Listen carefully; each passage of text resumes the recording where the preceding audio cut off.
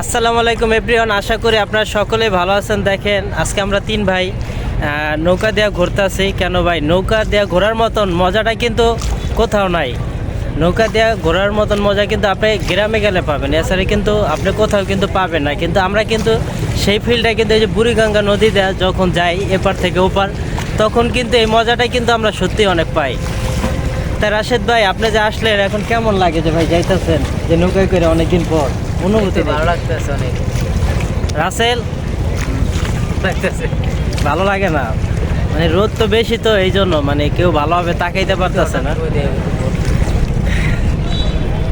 না সত্যি কথা, যখন নৌকায় মানে উঠি মানে গ্রামের ফিলটা পাই। কেন আবার যখন মানে আরেকটু ভিতরে যাই যখন আমরা ঘুরতে, মানে ওখানে আপনারা বুঝবেনই না যে এটা কি গ্রাম নাকি ঢাকার শহর, মানে কিছুটাই বুঝবেন না। মানে একদম মানে সর্ষা খেত সব কিছু, মানে আমরা কিন্তু দেখতে যাইতেছি আজকে সর্ষা খেত। মেন আকর্ষণটাই হলো সর্ষা খেত। শীতের মৌসুমে যদি আপনি সর্ষা খেত মানে না দেখেন, সেই ফিলটা কিন্তু মজা পাবেন না। কিন্তু এই যে এই মাত্র কিন্তু এই মজাটা কিন্তু পাইলাম, এই যে নৌকা একটার লগে আরেকটা যে ধাক্কা খাইছে না, ফিলটা কিন্তু সত্যি অনেক মজার ছিল। মানে কি বলবো, মানে যাই হোক, চাচাই মনে হয় ভালোভাবে খেয়াল করতে হয় না ব্রেকটা, এই হলো মেন বিষয়। তা আপনাদের এখন চারিদিকেটা একটু ঘুরে দেখাবো যে নদীর আশেপাশের, এটা সাথেই থাকবেন। এই যে রাশেদ ভাই, এই যে আছে আর একজন আছে রাসেল, তা এই যে আমার খালাতো ভাই আছে, আর এই যে আমার বন্ধু একজন, মানে সর্ষা ক্ষেত দেখতে যাইব, তাই ভাবলাম যে যাই। আমি প্রায় দুইবার গেলাম, তাই এই যে দেখেন, তাই মানে অনেকটা রোদ।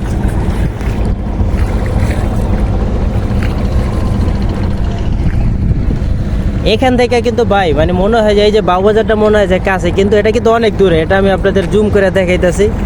বাবুবাজারটা কিন্তু মনে হয় যে একবারে কাছে, কিন্তু এখান থেকে মনে করেন আপনি রিক্সায় গেলে প্রায় আরও 40 টাকা ভাড়া আছে।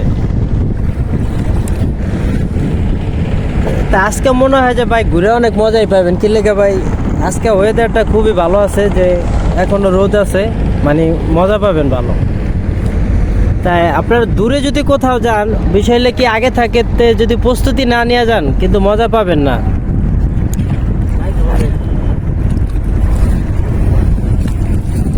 এই যে দেখেন বালু জাহাজটা কিন্তু খুব কাছাকাছি। আর এই যেটা দেখতেছেন, এটা হলো সোয়ারি ঘাট। এখান থেকে মনে করেন মাদারীপুর, তারপর বরিশালের লঞ্চগুলো যাওয়া হয়। আর বর্তমানে পদ্মা সেতু হওয়ার পরে লঞ্চগুলোতে একবারে মনে করেন ওরকম আর আগের মতন যায় না এই ঘাটের তন। আর আমরা যেখানে এখন নামবো, এটা হলো এই যে জিঞ্জিরা মসজিদ ঘাট। এখানে আমরা নামবো, এই যে সামনে যে ঘাটটা দেখতেছেন একবারে নৌকা নেই, এখানে আমরা নামবো। তাই যারা ইউটিউব আমার চ্যানেল থেকে দেখবেন অবশ্যই সাবস্ক্রাইব করে দেবেন, আর পেজ থেকে দেখে থাকলে অবশ্যই পেজটা ফলো দেওয়ার সাথে থাকবেন।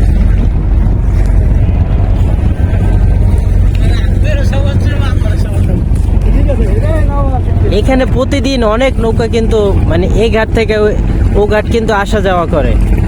এ দেখেন কচুরিগুলো মানে এখনই মানে কোন জায়গা থেকে আইতেছে কে জানে, সামনে মানে বর্ষাকাল আইতেছে এই জন্য।